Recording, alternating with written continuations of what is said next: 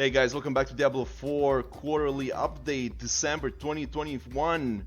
And we're actually on time with this one. It came out yesterday, December 20th. So let's see what's up. Let's talk about it. Let's read it. Let's analyze it. Let's go. Table of contents, introduction, itemization and Paragon updates, visual effects in Diablo 4. Alright. Paragon. Okay, let's see what's up. Let's give it a chance. Alright. Hello and welcome to the year-end Diablo 4 quarterly update. We hope you enjoyed October's deep dive. Yeah, the sound was pretty cool. We did check out the sound last time into sound design. Yep. The atmospheric ambient tracks and peeking behind the scenes of how game sounds are made. Since our last blog, we've been hard at work adding new content and systems to the game. We made big strides with every build of the game containing a host of expanded content, new art, balance changes, and other iterations. In fact, the team is currently playtesting an internal release of the game that represents a significant milestone. We have much to share with you today as a result, so let's dive in. Let's do it. First, lead system designer Joe Piapiora will discuss updates to key elements of itemization. These include a return of plus kills on items. Okay, that's cool. A new way to interact with legendary powers. And some early work on targeted drops. After that, grab a warm beverage and a comfortable chair as he walks us through Diablo 4's completely new endgame character growth system, the Paragon board. Okay, so last time not last time, but like a while back when we checked one of these updates, they said they weren't sure they're gonna bring Paragon back. Again, it's not Paragon, it's Paragon board, so let's see what's up with that, but I think a lot of people were against Paragon. I know some people were for it, but I know like a lot of people were against it. Or maybe like 50-50, I don't remember, but I know that a lot of people didn't like the Paragon. Personally, when it comes to Paragon in Diablo 3, I think it was a good short-term solution, but a bad long-term answer, let's say, right? So short-term, I mean, it's cool, you know, you get like extra points, you get to constantly upgrade your character, but in the long term, you'd realize after a certain point, well, what's the point? If the difficulty is scaling to the infinite, and so is your stats, then like what's the point of playing the game anymore, you know? So short term, oh my god, I got a point, it's cool, it gives you something to do, you know, after you level up to the max. But long term, you start asking these questions like, well, what am I playing for? If I keep getting infinite power, but the difficulty increases exponentially, then like I'm not really making any progress. And I explained this last time, it's like you're running on a treadmill. You're not really going anywhere, you're just like running in place, you know? Alright, anyways, let's see what's up. Let's see what I'm gonna say. It's different, who knows? Next, lead visual effects artist Daniel Briggs will describe the philosophy that allows our talented VFX team to create huge explosions and eye-popping skill effects while keeping the game clear and readable. That's very important, so you know exactly what's going on. This is really cool, like the giant explosions, but you gotta make sure you know what the hell you're playing. You can actually see where you're at on the screen and whatnot, even when there are many players and monsters on the screen at the same time. He'll also go into detail on how Diablo 4's new game engine has allowed us to make frame-by-frame combat more precise and nuanced, while leveling up our effects to take advantage of the new lighting system. That's nice. Finally, feast your eyes upon a plethora of skills across all 4 announced classes that show off our skill-driven death system. I'm sorry, what? Skill-driven death system? Death system? What the hell is this? I'm very curious. Also, I want to know what the 5th class is, damn it. We hope you enjoyed this update and look forward to your thoughts and reactions. We'll be back in the new year and are ever grateful to have you with us on this journey. Joe Shelley, Game Director, Diablo 4. Alright, so what's up? The itemization of Diablo 4. Greetings, heroes of Sanctuary. We are thrilled to once again dole out a whole heap of info on the state of systems and endgame in Diablo 4. I'm Joe Piapiora, the lead system designer, and today I'm going to share some details on 2 major features of Diablo 4, itemization updates and our plans for Paragon. Alright, let's see what's up, I'm very curious. Plus skill rank affixes. In Diablo 4, this plus skill rank affix returns. As players invest points in skills, they grow in potency, and finding items with plus skill rank can speed that along. Yep. As a bonus, when the player equips an item with plus skill rank for a skill they haven't learned, they'll have access to that new ability. Ah, okay. I think before you had to put a point, didn't you, in order to get the bonuses, but now you just kind of like, You probably save those points for something you want and just get like one of those items that only adds 1 point in something that's could be really important to your class or build, right? That's cool. It's a great way to try out new skills before you're able to invest in them. That's also true. Getting a lucky drop that nets you a skill you like for your build 10 levels before you would otherwise have access to it is a huge boost. True, true. So you have something here, slowing large acts of flaying, damage per second, blah blah blah. Plus 4 ranks to flay, so of flaying is plus 4 ranks. Plus 4 ranks is a lot. That's huge. Nice, I think. Legendary unique items. As Joe Shelley discussed back in our December 2020 update, legendary and unique items remain a core part of the Diablo item chase experience. We made a foundational change to legendary items in Diablo 4 by allowing legendary powers to appear on multiple item slots.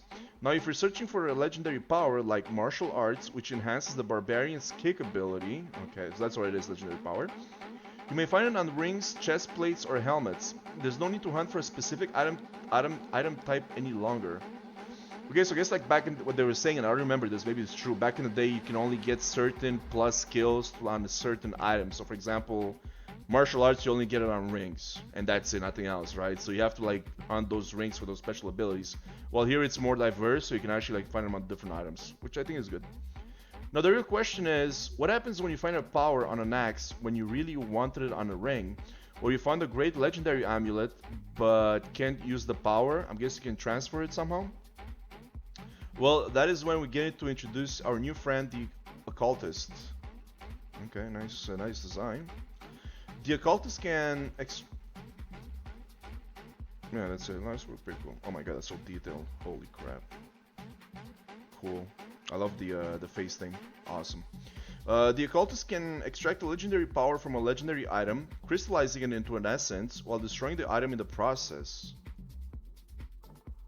I was gonna say, I don't know if this is such a good idea because it sounds like you really can get overpowered real fast, but at the same time you're destroying the item in the process. That could be interesting. That essence can then be implemented into another legendary item, overriding the power that was present in that item at the time. Essence material can also be stored and used at a later time. Unique items cannot be modified in this way. Oh. Wait, so what the hell is legendary items? If this is unique, is legendary under unique, or is that yellow? No, it can't be yellow. This is orange. I don't know. I must have missed something. Probably forgot something from the previous updates. Cannot be modified in this way, keeping their fantasies intact and, as the name implies, unique. Got it. So I was wondering, like, if you remove a power from an item and the item has like 3 different powers, which one do you get to choose which one it is, or it's random? If it's random, it could be like really cool item sync. So let's see. No, wait a second. So this is legendary. Legendary is orange. And unique, I guess, something else. It won't show us. Okay, let's see later on. Who knows? Okay, cool. I got it confused. Okay, got you. So this guy has, what does he have? Fury skills deal 4% more damage for every second you haven't used the Fury skill, up to 24%. Then it goes into this. It's kind of like an enchantment, basically, and you apply it like a new item. Plus 4 maximum Fury. Oh, you're getting everything!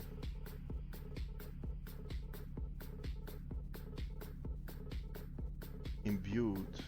Whirlwind periodically pulls nearby enemies to you. That's pretty cool, actually. That's fucking awesome.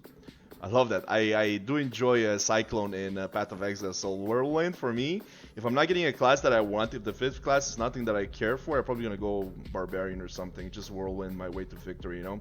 Spin to win, right? So okay, so basically you're just transferring all stats onto a legendary, as they call it. Hunting for items. Sanctuary is a vast world filled with forlorn trails through werewolf-infested forests, withered heaths crawling with cannibals, ooh, nice, and fog-choked graveyards crawling with the restless dead. That's a lot of crawling going around. There are plenty of enemies and monsters for the hero to encounter. Each of these monsters seem to enjoy collecting certain types of items and will be somewhat more likely to drop those items than others. Okay. While bandits are fond of maces, crossbows, and boots, if you're hunting for a new pair of pants, you do well to kill some of the drowned instead. So basically different farming areas for different items that you're looking for, which could actually, it's a great idea because you can actually like spread out the population of the game to different zones, you know, instead of like everybody just farming the same place, you know. In past discussions, we received feedback that it seems deflating for so much of a character's power to be delivered through the gear that they have equipped. Customizing and planning a character feels less rewarding if it doesn't play a big role in how the character performs in combat. We hear you loud and clear, and in Diablo 4 we have placed a stronger emphasis on character power that is earned by all the decisions you make while leveling up and exploring the world of Sanctuary. While we aren't talking about everything we have planned for character power today, I'm happy to talk about one feature in particular, the Paragon board. Okay, so a couple of things. It's not a question of gear making you strong, it's a combination of gear and skills that make you strong in one of these games, right? So really, if you have like amazing gear but your skills suck, you're not gonna do anything, and vice versa, right? But at the same time, I do enjoy what they're saying when they're saying, you know, by the decisions you make while leveling up and exploring the world. So that's pretty cool. So if you're adding like more of another layer to customizations to improve or min-max your character, that's always a good thing, right? So the Paragon board, let's see what's up. In Diablo 4, we have placed a heavy emphasis on build customization, ensuring that you can have plenty of control over how your hero grows. The Paragon board unlocks for each class at level 50 and is a distillation of this focus. Your hero begins their journey through the Paragon system at the central starting tile of their class. Wait a second, is this Path of Exile? Is this Path of Exile's skill tree? Because in Path of Exile, everybody kind of like, they're using the same board, but everybody starts in a different location depending on your class, and you can put points as you go. I think this is what it is. Yeah. I think this is what it is. Hold on, let's read. Maybe I'm wrong. Your hero begins their journey through the Paragon system at the central starting tile of their class intro board, and from there you make the selections rating onward. So for example, I guess like the like what's it called? Like the Barbarian can start here, like the Wizard can start here, and so on and so forth. The Rogue can start here, and then you kind of like have like, say you have the Rogue here, you have the Barbarian here. Like there's a good chance all of these will be like plus strength skill points, right, or effects, and this is gonna be probably like plus agility type effects or whatever, right? I'm guessing. So really, as a Barbarian, you might have like some, you might want to like push through these skills, maybe like get like faster attack speed or something. And as a Rogue, you might want to like maybe eventually get some of these skills because it can probably add like more damage to your skills and whatnot, right? Right. Where was I? Damn it! I gotta stop like interrupting myself. Okay, there you go. Hold up. The Paragon board unlocks for each class at level 15 is the selection of this focus. Your hero begins the journey through the Paragon system at the central starting tile of their class's intro board, and from there you make selections radiating outward. Correct. Once your hero reaches a gate tile, you'll choose which new Paragon board you would like to attach to at that location. The desired outcome is a personalized set of bonuses that will empower your hero and honor your dedication to their progression, that will remain fun to tweak and adjust over many playthroughs.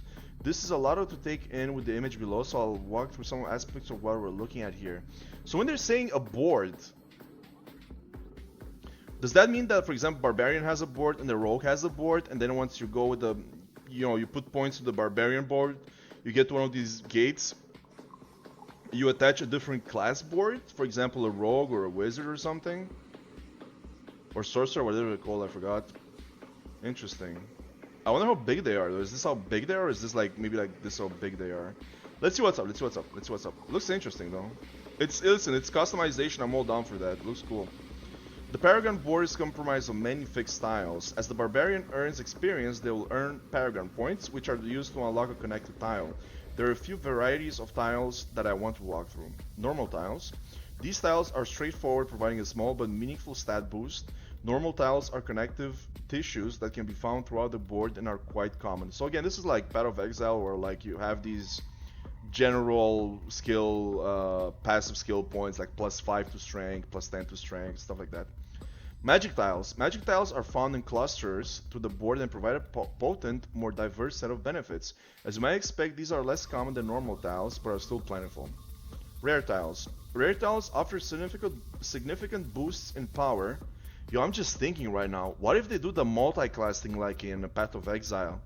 So you only have 5 classes, but in reality you have like 50 classes or something, you know? Like you get like different options for each class. For example, the barbarian can transform into a mercenary. I don't fucking know. That'll probably be the rogue. Rogue to mercenary. They can even bring like all classes back, right? Like rogue could become a demon hunter or something, right? That would be pretty damn interesting. Huh. That would be a good idea. Holy crap, I never thought about it.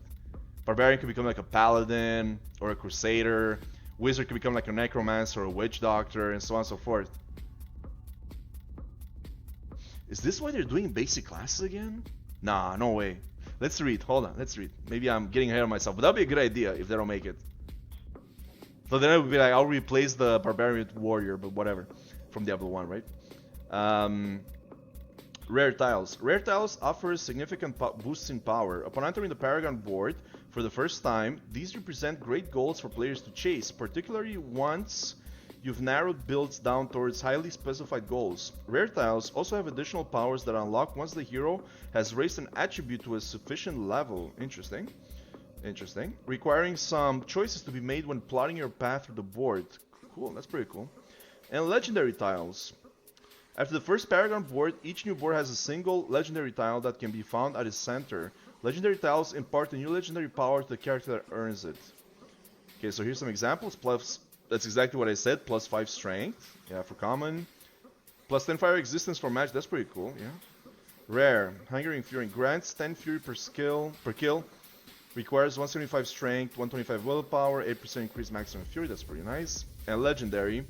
While your fury is above 50%, you deal 30% more damage. So no, you're not getting new classes, unfortunately. That would have been a really cool idea. But you're getting like some really big boosts, right? Like 30% more damage. That's pretty huge. Actually, you know what's crazy? Kind of like reminds me a bit of, I don't know why, it reminds me a bit of Wolcen. You know, that game that like existed for like 1 month. I'm seeing this and I'm reminded of Wolcen, I don't know why. Maybe there was a skill like that in that game. I don't know. Would actually deal more damage the more fury you had. I don't know, it reminds me of that. Weird. Glyph and sockets. A socket is a special tile that can contain a glyph.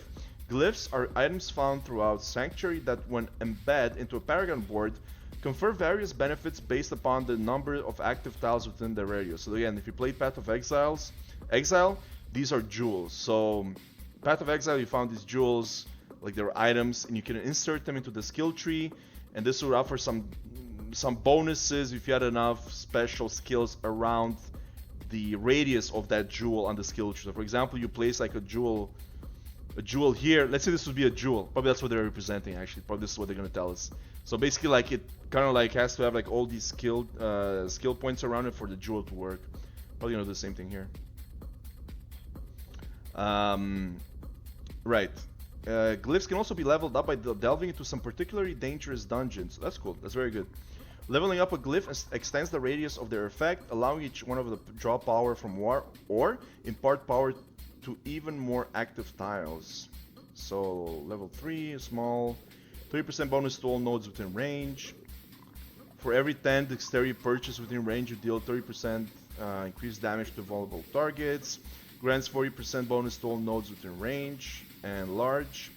For every 10 willpower purchased within range, you deal 31 increased overpower charge. Grants 4 strength for each willpower purchased within range. That's pretty cool.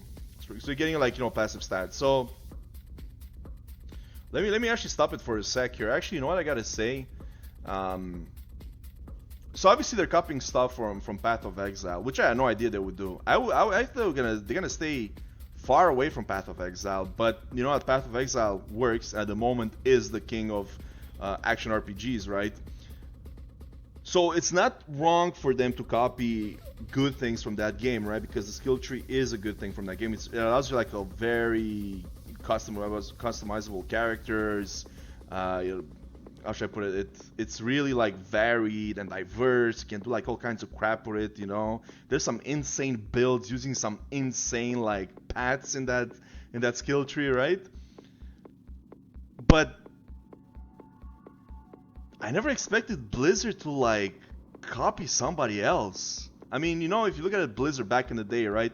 They were innovators. You know what I'm saying? Like they were, whatever they made, it was like brand new, it was awesome, and that's why they had so much success, right? Even though it's not really true. I mean, you did have other games, like you had like Warcraft 3, you had like Command and Conquer, you had like World of Warcraft, you had RuneScape, even Overwatch, you had Team Fortress, right? But they kind of like they took that how should I put it? They took that concept and they made it for everybody, and it became like really popular. So here they're kind of like doing a bit of the same thing, but I don't know, man. It's so weird. It feels weird. Like I never expected Blizzard to actually kind of like admit that somebody's better than them and kind of copy parts of their game. Before they copied the whole game, right? They just kind of like improved on a concept which was the actual game. But now here they're taking like some very specific parts of that game. So in the end, on the other side, right? If you want to be fair, Path of Exile did copy Diablo. So I mean, in the end, they're kind of like just copying themselves, right? But oh man, I don't know. It feels weird. I don't know. Maybe it's just me. Because I'm seeing this and I'm seeing Path of Exile. Like I'm seeing this and I'm seeing straight up Path of Exile. That's what I'm seeing right now. Which again, it's a good thing. I have nothing against it. That's actually a good thing because Path of Exile it's a very very deep and end game focused video game, right? So that's good. I agree with this. It's just weird. Gate tiles and board selection. A single gate tile lies at each edge of the Paragon board. As you progress through the Paragon board, you'll eventually reach a gate tile, which upon unlocking will allow you to select a new Paragon board to attach to your existing Paragon board. Okay, that's cool. Each of these boards has unique tile layouts, new magic and rare tiles, and a new legendary tile at the center. The Paragon board is extended from these gate tiles. Upon selecting from the Paragon board list, you'll be able to place the board down, connecting it to the newly unlocked gate tile. You may also optionally rotate the newly placed board. That's pretty cool. You can have some really cool stuff with this. The fact you can rotate it, and it shows this here. Let's take a look. Okay, so you'll select something. Then you switch it, so you can, select the skills that you actually want, or the ones that are closer to the gate. That's a cool system. Again, it allows customization. That's what it is, right? It allows customization. Now, I'm wondering how this is gonna work with if you can refund skill points.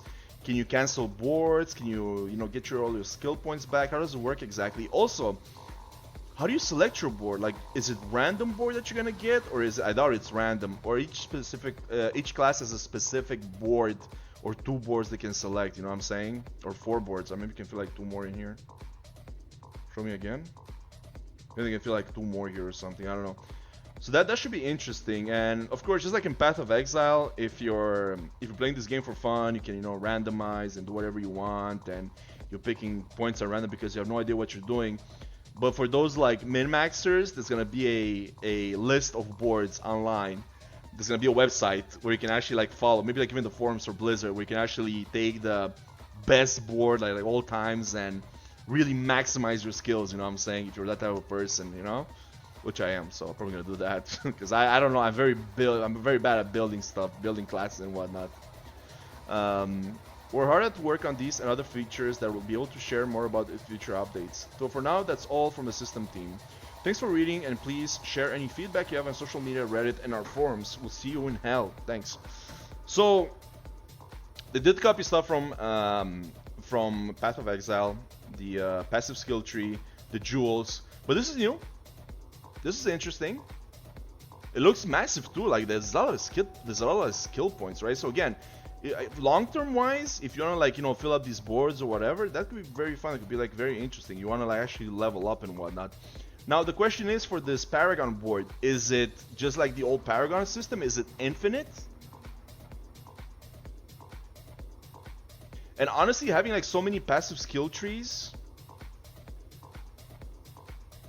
I'm quite interested, even if it's infinite, because you have some very rare effects, legendary effects, which you might want to get, you might want to hunt for.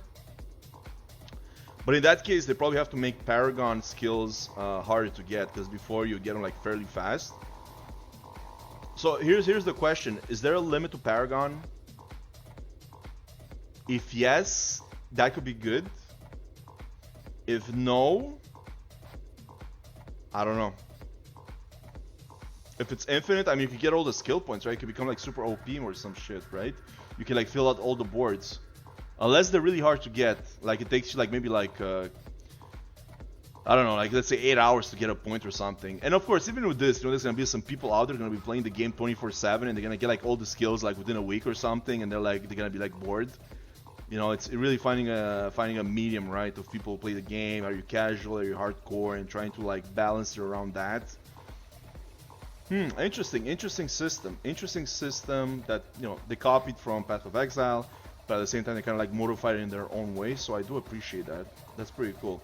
It's a lot to think about. Like I'm thinking about this, I'm reflecting upon this, and I'm like, it could work. It could work if they make these skill points very interesting. It could work. All right, let's see what's up. What else is here? Visual effects in Diablo 4. Thanks for joining us. My name is Daniel Briggs, and I am the lead visual effects artist for Diablo 4. The VFX team gets to contribute to features across the entire game, but they will focus on the work we do to support combat. VFX artists collaborate with designers and other art teams to create strong thematic identities for the hero classes and breathe life into monsters in order to deliver the visceral, gruesome combat players have come to expect.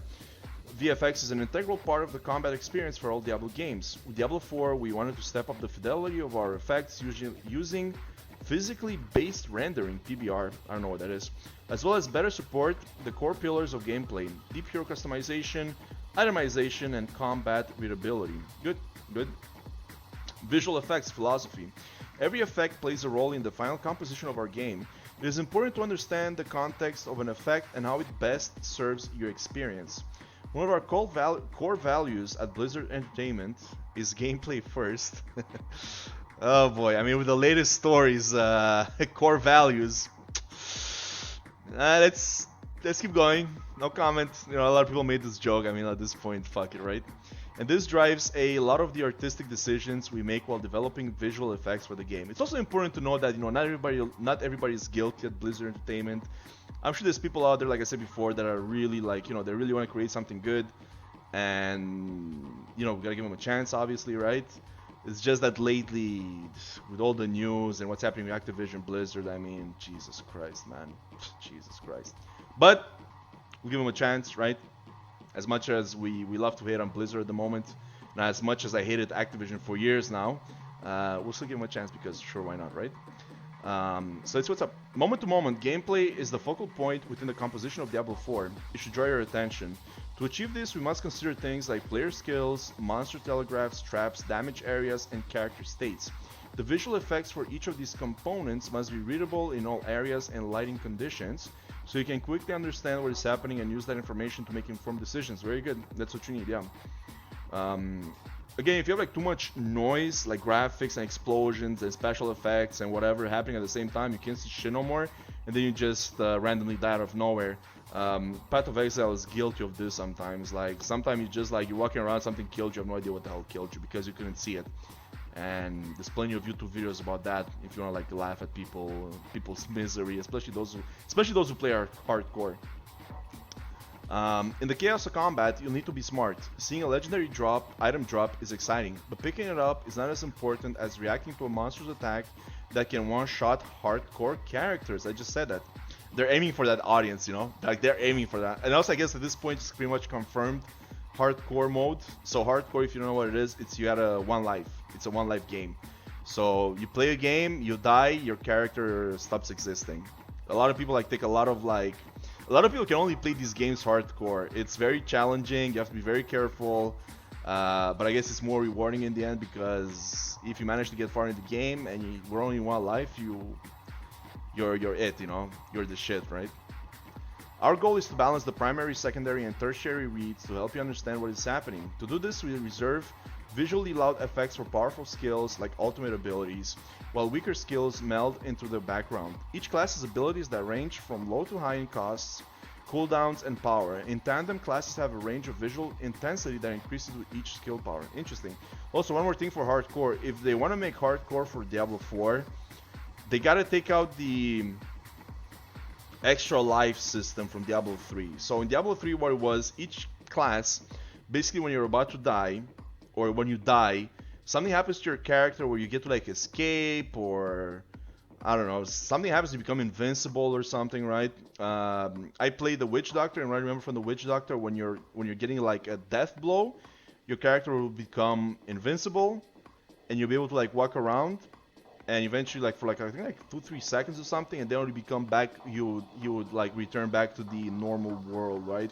So for example, you're fighting a boss, you get one shot at, oh shit, you get the hell out of there, and then you reappear. So if you're playing hardcore, basically what you can do is you get one shot at, you gain this invincible form, and then you log out, and that's it. Like basically, like you have like no chance of ever dying, because whenever you go into that that status of being invincible, you just log out and that's it. So now you just do the fight, and whenever you get like it gets like too hot, you just get the hell out of there. So they gotta like remove those skills. I hope they don't have them in this game, because they're very like easy to abuse. And again, you can just like hit a boss, one shots you, you become invincible, you town port, or you go back to town, you wait for the cooldown, which was like 2 minutes, I think, it wasn't even that long, and then you go back to fight the boss, you get one shot at it again, you go back to town, you wait 2 minutes until like the cooldown's refreshed, then you go back and you never die, basically, right? So if you have hardcore, you cannot have those skills. You get one shot at, you get one shot at, and that's it. GG, it's finished, right? Combat improvements. To enhance the feel of combat, we have made several improvements to the way damage is applied in our game. In previous iterations of Diablo, an area of effect, AoE, or melee skill will be a single target area of damage that is applied on a single frame. Thanks to our gameplay engineers, we can now animate target areas, what we call payloads, over multiple frames, which allows us to line up the animated target areas with the animated VFX that play out. Okay, cool, sure. For example, Whirlwind in Diablo 3 is a cylinder shape surrounding your barbarian, which applies damage every couple of frames at a rate based on your attack speed. Right. In Diablo 4, Whirlwind is an animated pie shape. Really? So it actually goes around your character? That animates with your character. AoEs expand outwards with time, and melee swings match the motion of your weapon. That's very interesting. That's very cool, actually. That's very cool. That's very interesting. That's like very precise. Animated target areas improve accuracy to the way we apply damage in Diablo 4. It makes combat feel more impactful and monster ragdolls more visceral. That's very nice. I love to hear that. Impactful, visceral. I love it. And ragdolls. Awesome. Animated payloads also add a subtle timing aspects to a variety of skills. Additionally, we have revamped the way we apply hit effects to monsters. So impacts flow with the direction of a spell or melee attack. We use data defined in the animation and animated target area to find the most accurate place to hit a monster, and where to apply a directional physics force to the ragdoll. So in so few words, if you hit a goatman in the knee, the blood spray will come from its knee. Fuck, impressive. The physics force applied to the goatman's knee will send it flying as if you kick the legs out from under. This is very impressive.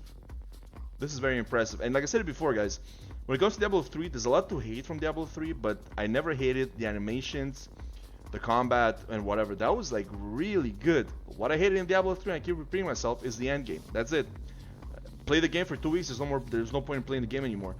But the animations in that game were really epic, and I'm really curious to see what they're gonna do in this, when they're gonna like improve on that. I mean, that's freaking awesome. Let's see what's up.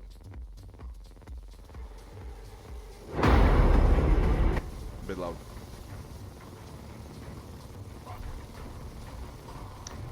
Oh, okay, I get it now. I thought it would be like a pie shape, like, you know, like just like this, and actually follow your guy around. But that's interesting. So it's actually damage every couple of fractions of a second. Okay, so it is what I said. Yeah, that's exactly what I meant. Like, it actually follows your weapon. Wow, that's pretty damn cool.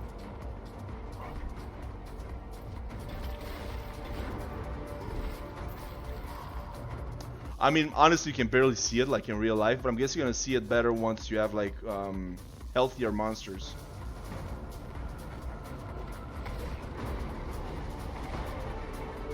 Yep.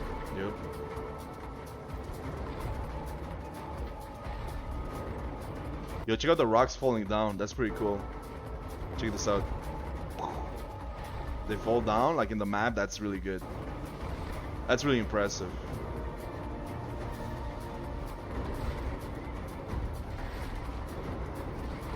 Wow, yeah, it feels weighty. Like, it feels like the guy's like struggling to like pick up those rocks and throw it at the enemy.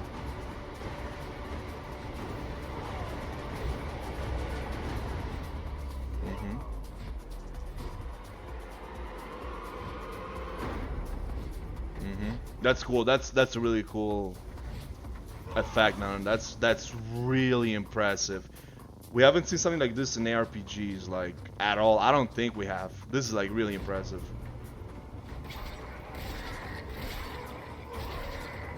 Yeah, that looks really cool. Oh shit, cool fire thing. I think we saw this last time, right?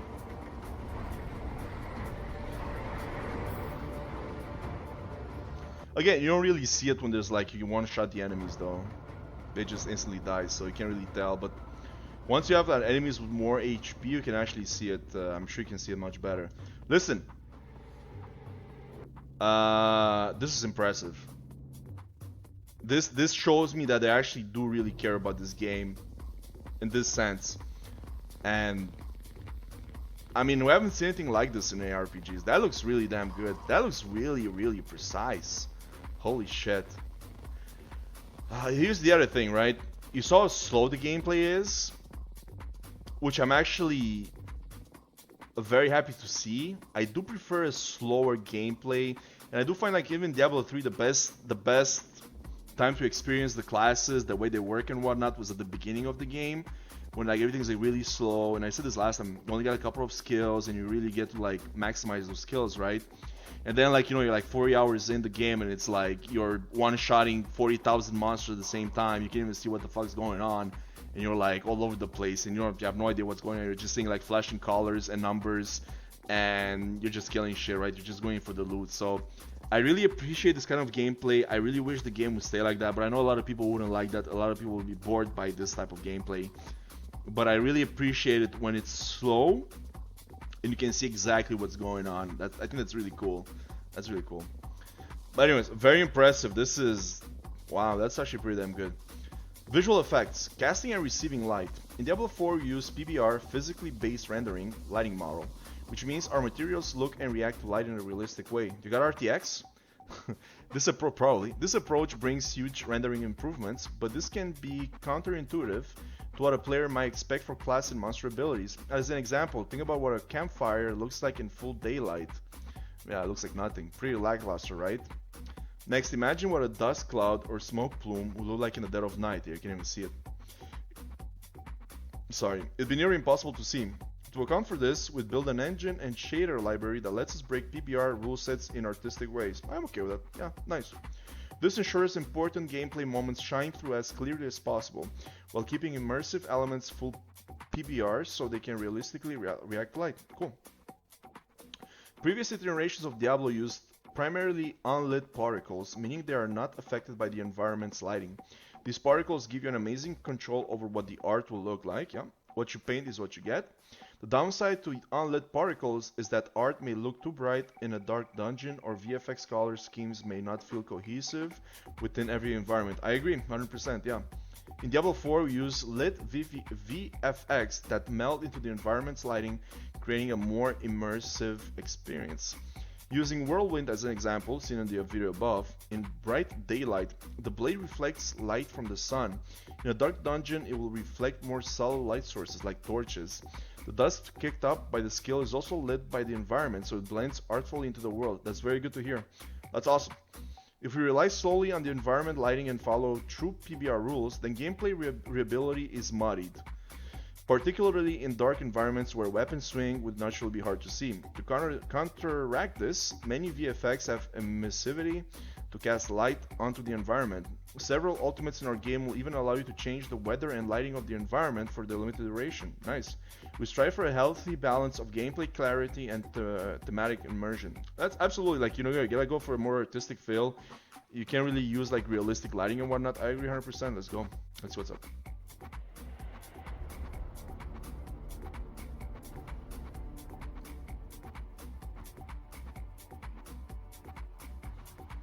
So pre-alpha, of course. Yeah, it looks good. Wow, it looks really good. The shadows and shit, yo.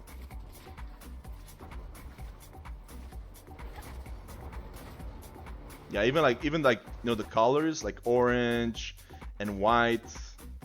Can I close this, please? Thank you. So, oh my god, what the hell? So they have like white light. Of course, the shadows out of this world. Even the environment looks freaking detailed. I love it. And then you have a bit more orange. You have like white light, orange light. It looks really cool, man. Even like you even see like the light here and whatnot. The reflections of it. Could you?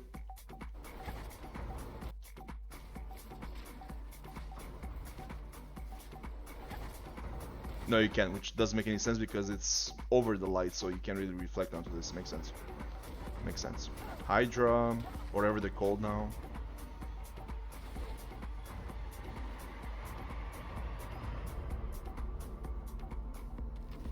Yeah, it looks really cool. Fire shield. Okay. Weather override. So this is the druid. Everything becomes dark. You got like a storm happening. It's very nice. Damn, the druid is thick, huh? Holy shit, look at him.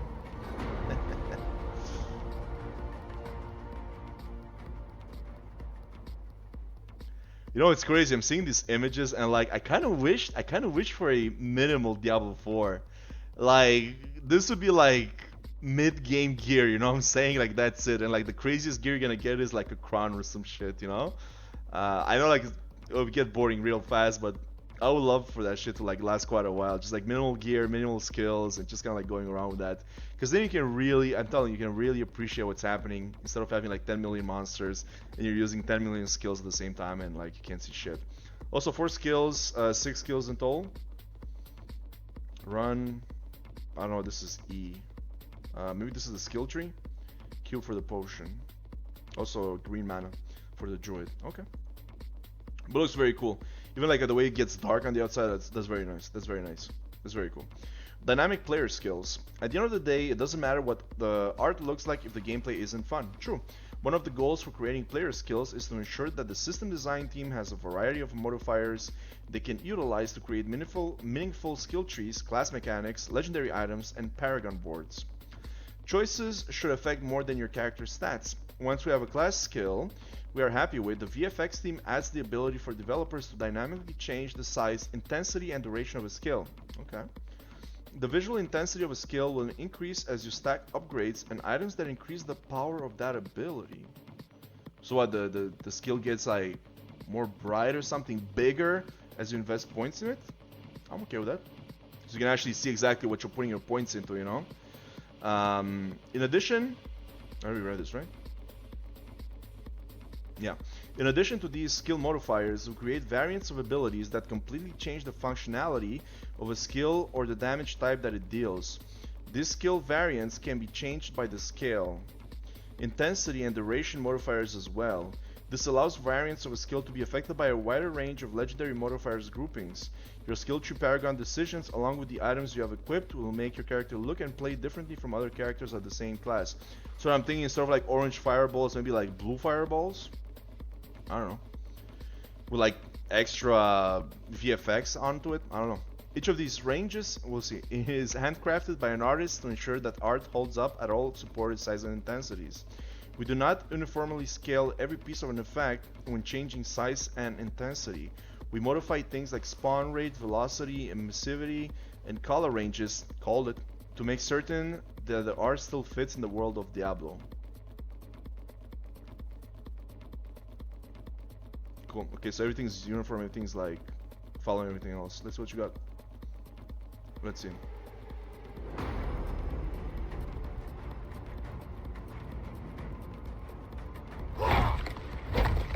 Hammer of the Ancients, low intensity, small area. Okay.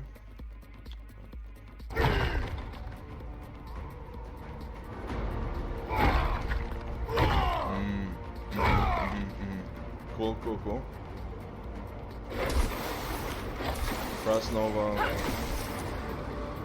So wait a second, is this like how you put... Okay, hold on. So if you put skill points in the skill itself, then it just gets like wider and bigger and like with more effects. That's actually pretty cool. Also, check out the eyes. Looks freaking awesome. Wow, this is like really cool looking. The engine, top notch. Top notch. Honestly, graphics-wise, I haven't been this impressed with a Blizzard game since... I don't even remember. Because all the latest Blizzard games, they have been fairly, you know... using engines to run on all systems, so they can maximize their profits. And I'm surprised to see something look this good for Diablo, like, because I mean, think about it, all we had was like Overwatch, Diablo 3, those were like, World of Warcraft style, and Overwatch is like really like basic, right? But this looks impressive. See, this is what Blizzard used to be known for when it comes to like innovation and whatnot. I talked about it before, but even like the game engines they were using, they were like spectacular back in the day. They were like, people were like praising them like crazy for how good they looked, And then it just kind of like the World of Warcraft happened, and after I think like the last impressive one was like StarCraft 2. After that, nothing looked like impressive anymore. But this one,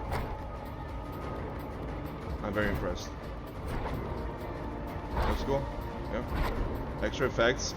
So again, if you put like more skill points into it, or if that's through the passive tree, I'm all down for that. Cyclone armor. I'm guessing this one also has some sort of a damage attribute to it. Nice armor. What is this chain thing? It breaks CC maybe? Does this break CC? Is that what it means?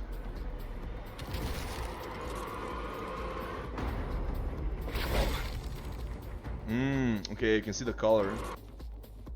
This one's like you can still see the character in the armor.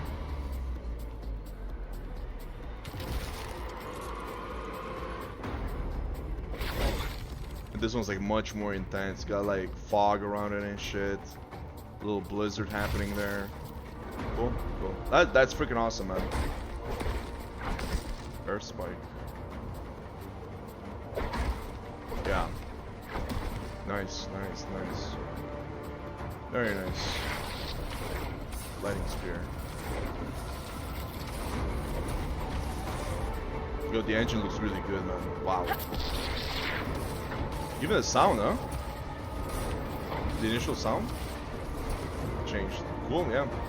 Very nice. That blow. The barbarian really likes smacking the ground.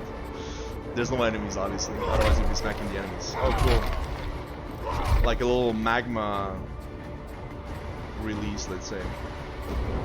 Incinerate. Interesting. Giant laser. Very cool. Very cool skill. Wow.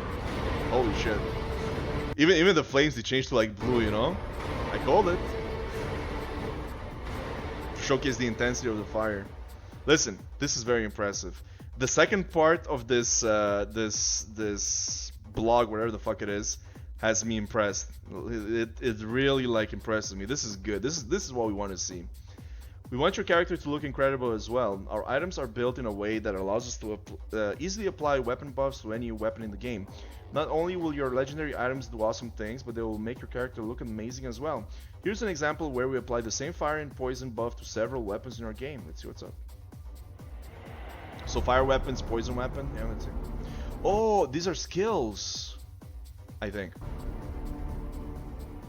That's what it was with the Necromancer in Diablo 2, right? Weapon buffs, yeah. Or not necessarily skills, but it could be, I'm thinking of the poison dagger from Diablo 2. But basically you find weapons and it has like plus 50 to like poison damage or something, then it actually applies the poison on it. Yeah, it looks cool.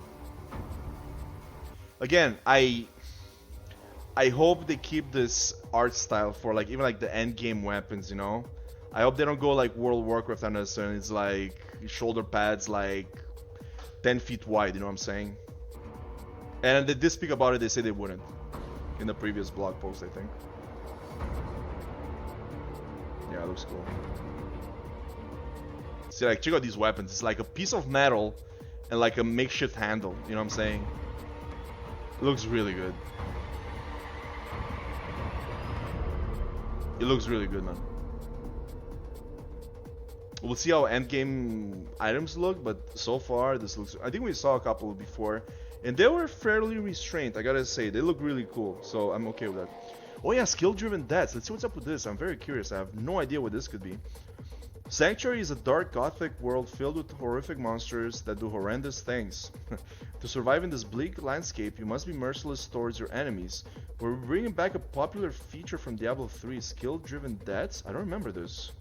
The system allows you to decapitate, bisect, freeze, shatter, eviscerate, and burn your enemies, to give a few examples. Okay, I remember this. I thought you meant for the player, like if you die, you get skills to use in death or something, or after you die or some shit. But no, this is how you kill. It should be like skill-driven kills, not deaths. Kills, damn it. And yeah, like I said, hey, listen, Diablo 3, I mean, you can hate on the game, but they got their shit done when it comes to like animation-wise. You have some really cool kills in there. Remember the one that stood out for me was the locusts for the witch doctor, like eating the targets alive and leaving just like a bloodied skeleton in its path, you know? That was pretty cool. So I'm okay with this. This is fucking awesome. With our new PBR pipeline, we can make blood, viscera, and gore even more realistic by having it react properly to the lighting of an environment. Every monster is built with a skeletal and muscular structure used for killing them in brutal ways. Hell yeah. I sound like a fucking psycho, but hell yeah. If your character is in the thick of combat, they will be covered in blood splatter of nearby monsters. Holy shit. Over time, your character's armor will transition back to being spotless. Cool. They should also do like if it rains or something, you know, like it like washes out. That'll also be cool. Let's see what's up. I'm very curious.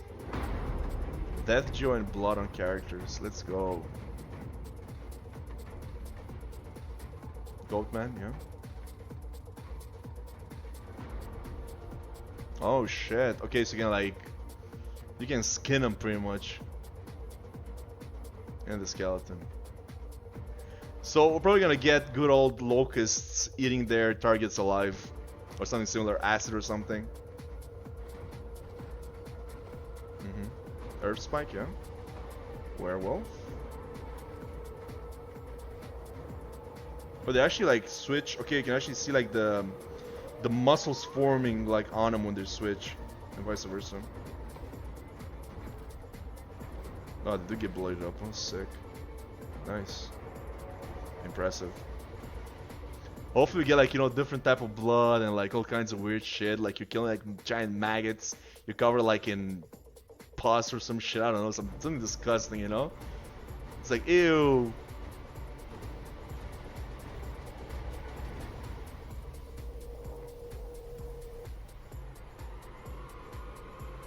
Looks sick. And there goes the blood, yeah. That's perfect. That's perfect. Very impressive, very nice, very cool attention to detail. The sorceress studies the art of elemental magic. They stole enemies with cold before freezing them solid and shattering them to pieces. They strike their enemies with stunning bursts of lighting, causing bodies to pop and sizzle. Enemies collapse to the floor and charge to the bone as the sorceress engulfs foes in fire. Okay, so it shows here like the health and the mana. I always love this about Diablo 3, by the way. Oh, what is this? What am I looking at here?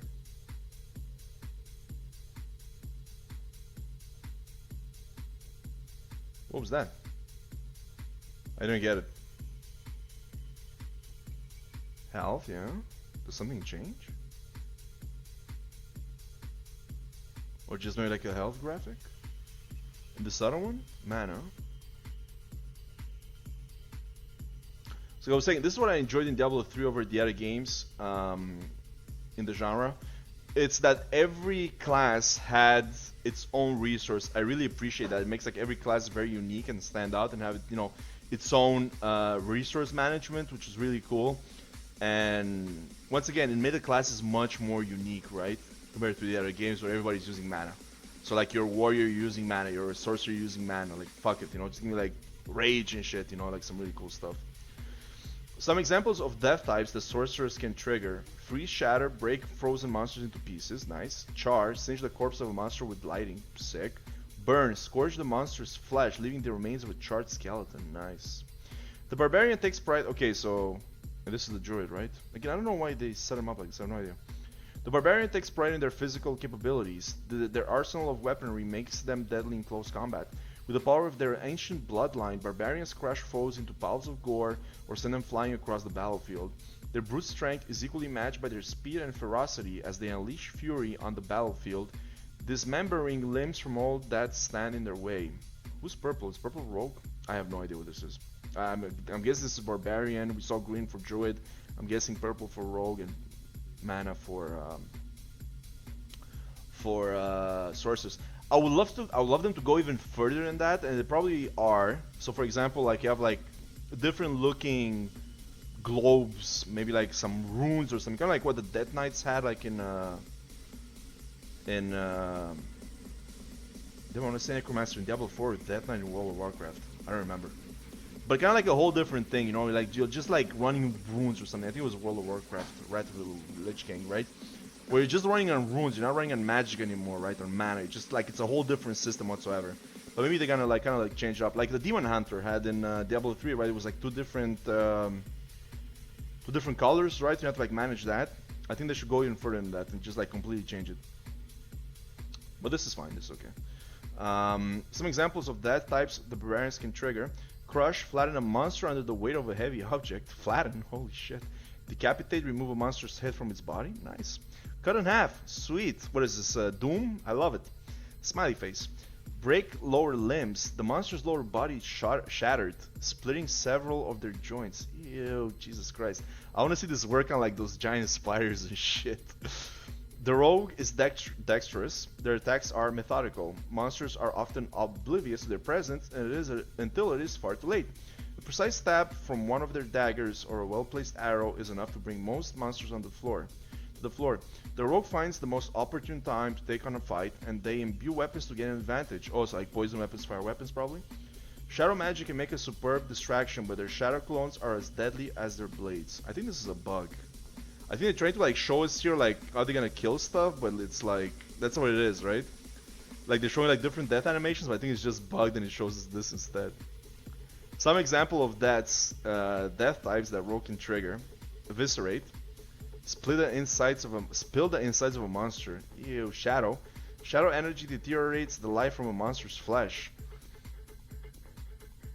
Kind of like in what was it, the Indiana Jones movie, where you have the guy whose face melts and the other guy who like ages super rapidly or something. Freeze, shatter, break frozen monsters into pieces. Poison, the monster's skin melts off, leaving a heap of muscle and bone. Ew. Flay the skin from an enemy, leaving the muscle structure intact. Well, that's gonna suck. The druid is one with nature magic. They conjure storms and call down lightning on their enemies. They control the battlefield with gusts of wind as their animal companions stir the flesh from monsters. Druids manipulate the earth with nature magic, molding it to their will and bludgeoning enemies from far. As their enemies approach, they see the innate power of the druid, shape-shifting fluidly between an agile werewolf and a hulking werebear. Some example of death types the druids can trigger: roadkill, Jesus. The monster is crushed by a moving object, or like those giant boulders we saw, leaving a smear of blood on the ground. Oh my god. Devoured. The monster's flesh is eaten away by a swarm of ferocious bites, kind of like locust swarm, right? From Diablo 3. Lighting gib. Lighting causes the monster's body to pop, exploding into pieces. Is it jib or gib? I always call it gib. I think it's jib. I don't know. Kind of like the whole, what was it, gif thing? I don't know. Maul. The monster's skin is completely mangled, covering them in blood. Yo. Let's see what we got. Show us. Naked bloody. Alright, frozen and then shattered. Yep. Burn to crisp. Yep. Nice. Gotta just like the flames on them. Oh yeah, they're burning, man. Flame wall. The laser from Diablo 3, which is now fire. Very cool, very cool, very cool.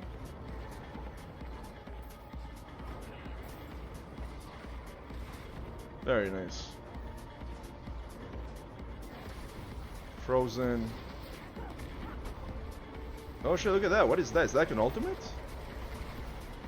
I guess to become invincible, you just like destroy everything around you.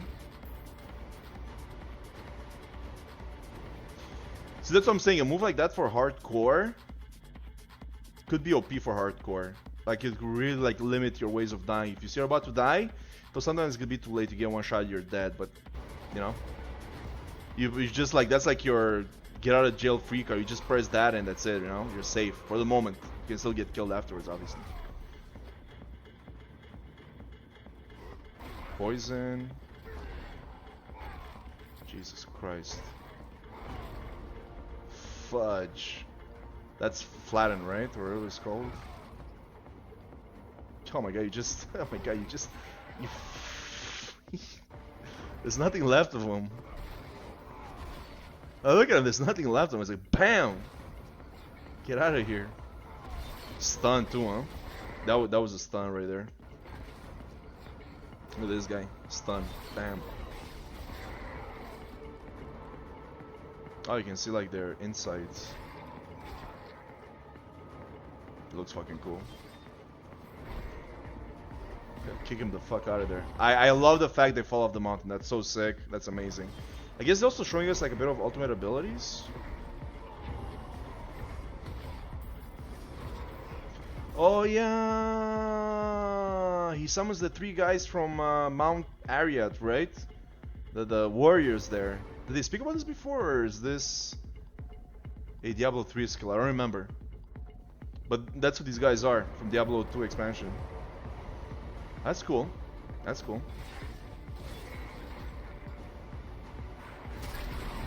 A rogue, or a crossbow. Oh, it actually looks pretty cool. I don't know if this is the first time we actually see the rogue like in real action, not just like, you know, set pieces. I think so. She looks not bad actually. Well, you got 2 of them, or is that like you can go back to your clone there? Oh, never mind. I don't know what that was. Okay, you got 2 of them. Okay, okay. And the druid. Sort of a cyclone, I'm guessing. Werewolf. I know a lot of people like love the druid. Like I have zero interest in like shape shifting. The reason being, just like in World of Warcraft, the druid, you cannot see your armor or anything. So it's like you get all this cool gear, but you can like never see it because you're always shape shifted. I'm not interested personally. I know a lot of people love this class though. So maybe like it's only temporary when you shape shift, so you can't really maintain it. No, it looks like no. Like I'm looking if there's any cooldown, but no, it's you're going back to human. Probably gonna have to switch in between them, you know, to like maximize your DPS most likely. But they get like disintegrated, you know. Very cool. God damn, it's powerful looking. It looks cool, man. Yeah, there's the boulders, right? Roadkill. Holy shit. She got crows and stuff. Yo, listen, he looks not bad actually. I'm talking shit, but he looks pretty cool. Oh my god. God damn, just like more shot at the guy. That boulder, man, yo, that looks fun because it pushes the monsters back and also kills them at the same time. Oh, I want to know what the 5th class is. Give me a Death Knight, give me a Necromancer, give me a Witch Doctor, give me fucking anything dark, so I can play. Awesome. That is everything we have to share with you today. It has been a dream to work on this franchise, and I've really enjoyed the opportunity to share some of our development process with the community. Like, the guy seems like a nice person. It's been a dream, I'm guessing so. I mean, probably the guy played Diablo 2 when he was young or something with Diablo 1, and like he finally managed to get there in a position to work on Diablo 4, which I'm sure is a dream come true.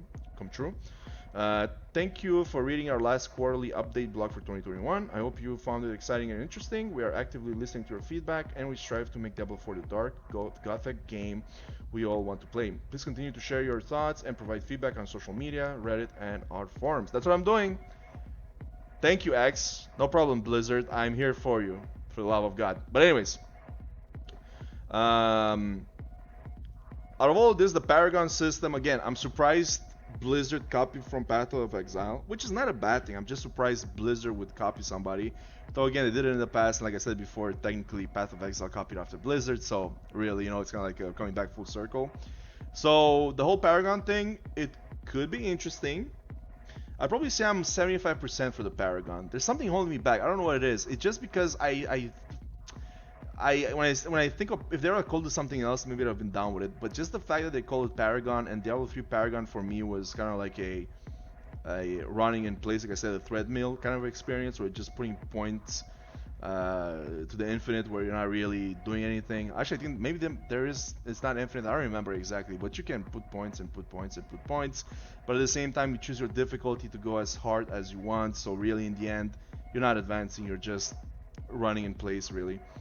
So maybe that's why I'm like 75% for it. But the whole idea with the jewels and the fact that you can put points in some really legendary and some really interesting skills like the legendary ones, which improve your character by a lot, it seems like, you know, if you want like specialize into something, that's really cool. The fact you're using boards could also be interesting. You're gonna have to see how you can like minimize that, maximize that.